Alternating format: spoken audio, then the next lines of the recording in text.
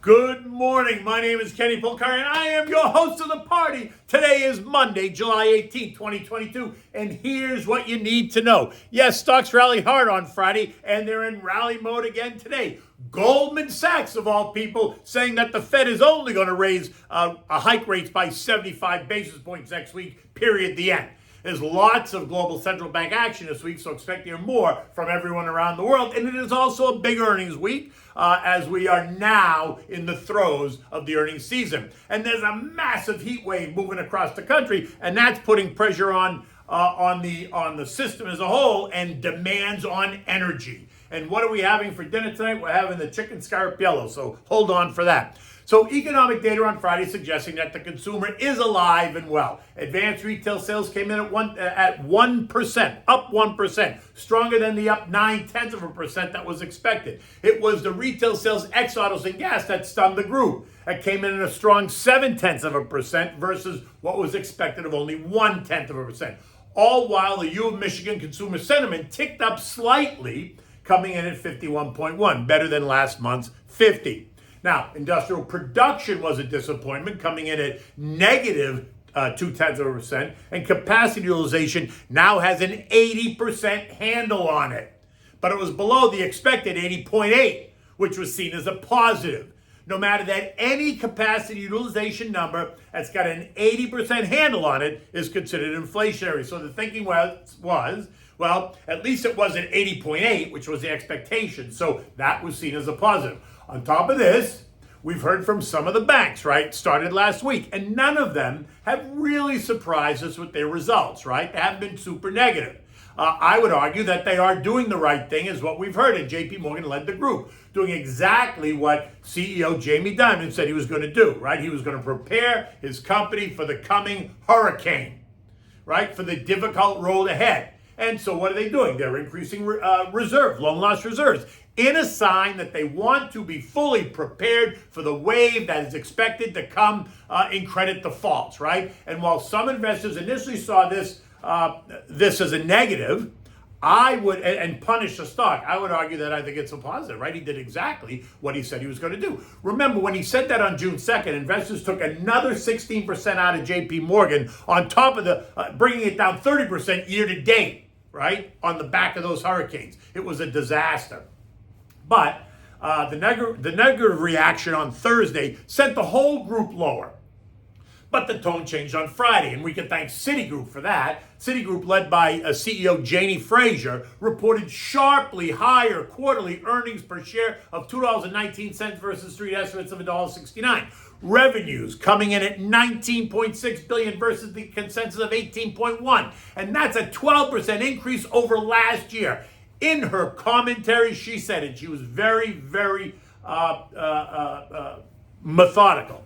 In a challenging macro and geopolitical environment, our team delivered solid results, and we're in a strong position to weather uncertain times, given our liquidity, credit quality, and reserve levels. I am particularly pleased with our capital strength. Right? That was a positive. And the algos went wild, right? Citibank soared by 13% to end the day at $49.98, right? Its strength dragging the other banks with it. JP Morgan up 4.5%, Morgan Stanley up 4.5%, Goldman up 4.3%, Bank of America up 7%. The XLF was the best performer in the S&P, rising 3.4% on the day. The action in the banks spilling over and causing investors and traders and algos to go bargain hunting across the board. The rumor was that just maybe the Fed will stick to the plan, taking rates up only by 75 basis points versus the 100 basis points that had been the chatter, thereby somehow avoiding a recession, which I think is comical almost, right? Conveniently, over the weekend, our friends at Goldman put out a note saying that falling inflation expectations will keep the Fed from hiking by 100 basis points next week. And then Sunday's Wall Street Journal reiterated that idea with this headline, and it also appears in today's paper. Fed officials preparing to lift interest rates by another 0.75 percentage points. Policymakers are leaning against a full point increase despite the June inflation surge. So there it is.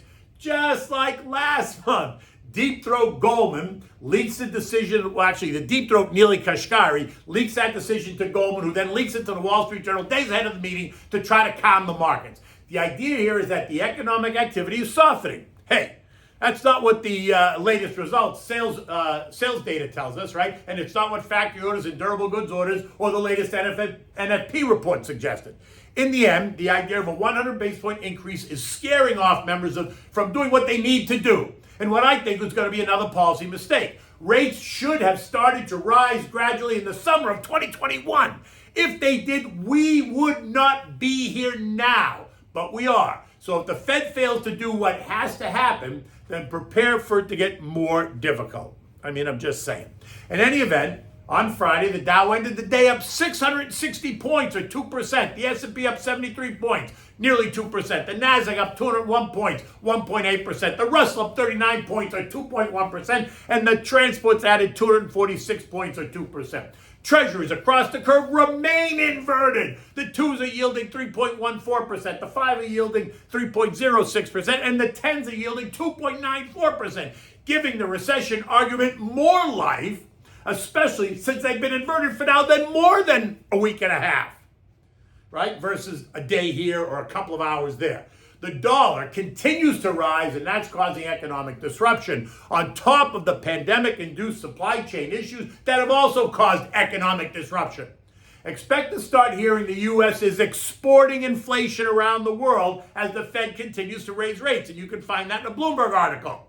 You see, in order for the Fed to bring down inflation, they must raise rates to make the cost of money more expensive, and that's also going to cause the dollar to rally. Note that the dollar index is up 13% year to date, and this makes U.S. exports and commodities that are priced in dollars more expensive for other countries, which causes inflation around the world to get worse. And add in the rising costs of food and energy in Europe after Putin's invasion of Ukraine, and you have a recipe for economic disaster as inflation rates across the Eurozone and in the UK are now running better than 9%, mimicking what's happening here in the US. So what are the monetary policy conversations? Well, this week they include U.S. Treasury Secretary Janet Yellen is going to be in South Korea tomorrow, and she's surely going to be asked what the U.S. is doing about inflation. In addition, the Reserve Bank of Australia is due to release their minutes tomorrow. Rates there are expected to rise. The Bank of England, Governor Andy Bailey, is a featured speaker at the Mansion House Financial and Professional Services dinner tomorrow night, and he is expected to tell those members that the goal is to curb inflation. No ifs, ands, or buts, right? Think rising rates. And while the Bank of Japan and the European Central Bank are both due to announce their rate decisions on Thursday. Remember, ECB President Christine Lagarde has indicated that she will start to increase rates by gentle 25 basis points. That will be her first hike in 11 years. Right, bringing ECB rates to zero, because currently they're negative 2.5%. She's even further behind the 8 ball, and that is surely going to cause her to have to make some difficult decisions in the months ahead if inflation doesn't respond. Oil, which fell to a low of $90.56 last week, caused in part by the rising dollar, part by the demand destruction narrative, and partly by Joey's trip to Saudi Arabia, as so many thought he was going to succeed in getting the Saudis to pump more oil, bringing more supply to the global market. That didn't happen. He did not succeed. So this morning we see oil spiking higher, up $2.36 or 2.4%, at more than $100 a barrel. Expect to find resistance at $102.50, which is the intermediate term trend line, and then if we bust up through that at $107.65, which is the short term trend line.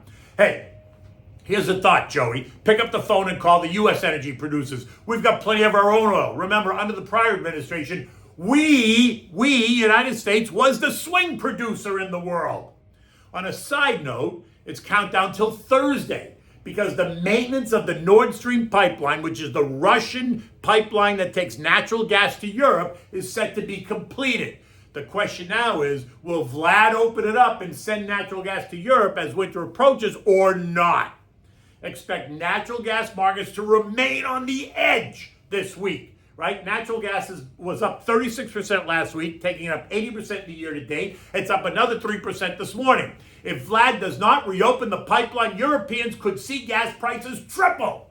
Watch Chesapeake up 32% year to date. Watch Devon Energy up 20%. EOG up 12%. These are all natural gas stocks, right? And as the markets have surged, they've backed off, they found support, now they appear ready to surge again. This morning, U.S. futures are up. Dow futures up 225 points, the S&P's up 32, the NASDAQ up 134, and the Russell up 17. Fund Strat's Tommy Lee telling us that the retail number shows us that the economy is slowing but not broken, and that the University of Michigan sentiment and inflation projections suggest that inflation is rolling over, causing the Fed to be more measured. Note the Goldman Sachs note in this weekend's Wall Street Journal article, right? He's also betting that the bottom is in, and the risk is to the upside, not to the downside, and that's in causing investors and algos to get FOMO, right? Fear of missing out. And so you saw the rally in stocks on Friday, and now today you're seeing another good rally. It's also a big earnings week, right? We're in the middle of the season now. The next couple of weeks are going to be great. Today we're going to get Synchrony Financial, Bank of America, Charlie Schwab, and Goldman Sachs. Later in the week, we're going to hear from Johnson & Johnson, IBM, Truist Financial, Halliburton, Hasbro, LMT, Ally Bank, Netflix, Colgate, and Tesla, to name just a few. There is zero economic data today, but later in the week, we're going to get housing starts, down big last month, building permits, down big last month, existing home sales, down big last month, Philly Fed, down big last month, and the S&P Global Manufacturing and Services PMI. European stocks have begun the day higher. Markets across the zone there are all up better than 1%. Investors focus on earnings and the idea that the Fed can avoid a hard landing by raising rates only 75 basis points versus 100 that many had been talking about. Also, the ECB is set to start the process to rein in inflation across the Eurozone, which is also comical considering inflation is running at better than 9% while the ECB rates are still negative. The S&P closed at 3863, up 73 points on the day, leaving it just 70 points away from the downtrending 50-day trend line, a line that is sure to create some resistance for investors as we manage our way through earnings season and digest the coming macroeconomic data that is sure to create angst for the Fed ahead of the FOMC meeting that takes place on the 26th and 27th. This morning's action is pointing to a strong open, right? Up 40 points right now, or just over 1%, in line with what Europe is doing. And that puts us at S&P 3900, leaving us just 36 points away from that downtrending trend line. Fed fund futures continue to suggest that a 100 basis point hike is possible, but yesterday's Goldman Sachs comments in the Wall Street Journal article are now trying to put that to bed. And the rally on Friday and what appears to be another rally today suggests that maybe, just maybe, futures traders are being just a bit too hawkish. So a 75 basis point hike is now considered bullish, right? Suggesting the Fed is in control. They only have to raise by 75, while a 100 basis point would have been bearish, suggesting that the Fed has lost control. The whole thing, I think, is comical. We remain in the 36 to 4,000 trading range, and we'll remain there until we get more clarity next week. So what are we having for dinner tonight? We're having this dish of chicken scarapiello. Now, you can make it a couple of ways, but this one is really good, right? It is a classic Italian dish. It's got chicken and sausage and potatoes and sweet peppers in it, right? So for this, you need chicken pieces on the bone. You want legs and thighs, right? Because they're always the best. The dark meat is always tender and juicier and moist. You want sweet Italian sausage, you can obviously use hot if you prefer. We want sweet cherry peppers, you can use hot if you like. We need potatoes, garlic, olive oil, salt, pepper, Italian herb seasoning, red wine vinegar, white wine, chicken stock, and some cut Italian parsley, fresh, right? Fresh cut Italian parsley, chop it up. Now, you want to preheat the grill. You also want to preheat your oven to 475 degrees in the oven. Now, in a roasting pan, you want to peel and slice up the potatoes, season them with salt and pepper, a little bit of some Italian herb seasoning, drizzle it with olive oil, toss it so they're all coated, put them in the oven for 25 or 35 minutes, stirring them occasionally. You can watch. You understand what you want to do here, right? You want them to cook and get a little bit brown. Now, when that's done, you can take them out and just sit them on the counter. In the pan. Now, wash the chicken and dry with a paper towel. Season those with salt and pepper and some of that Italian herb seasoning.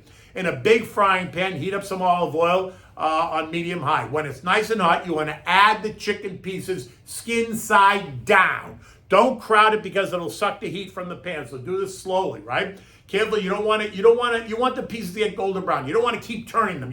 The trick is to let them brown nicely before turning. So you should be thinking maybe you're going to leave it 4 or 5 minutes and then turn it to the other side. But watch, because you don't want it to burn, so don't walk away from the stove. When it's brown, remove the chicken and place it in a roasting pan with the potatoes, arranging it all nicely, right? Now, go out to the grill, put the sausages on the grill, sear nicely. Again, you don't want to burn the sausages. When done, remove and slice the sausage into bite-sized pieces, right? Add that now to the roasting pan.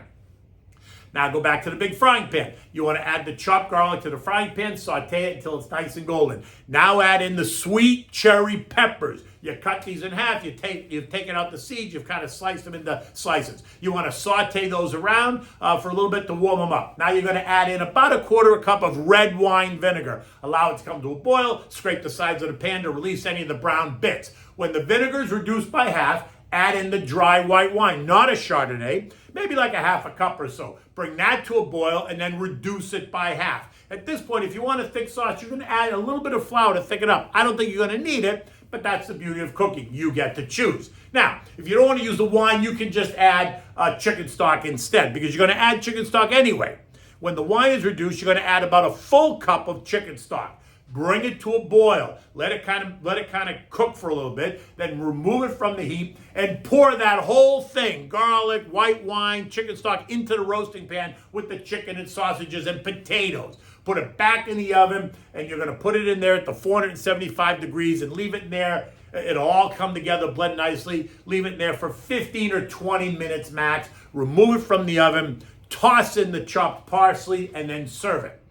This is a great dish for a summer cookout because it's easy to make. You can make a lot of it very quickly and present it family style on a nice platter, accompanying this with a large mixed salad, and then bang, you're good to go, right? This dish, the way I described it, should probably cost you no more than $60 to make a large platter with a mixed salad that should feed 10 people or so, depending on how hungry they are. In any event, you should try it. Try it this weekend when you got time to do it. You got people over on Saturday. You got people over on Sunday. Listen, you can always make it for dinner as well during the week. The whole thing will probably take you start to finish an hour. But better yet, try it over the weekend when you're having people over, because it presents beautifully on the picnic table. In any event, the day is young. It's just getting started. Futures are up. The market looks exciting. Earnings are out. It's going to be another one of those days. Until tomorrow, take good care.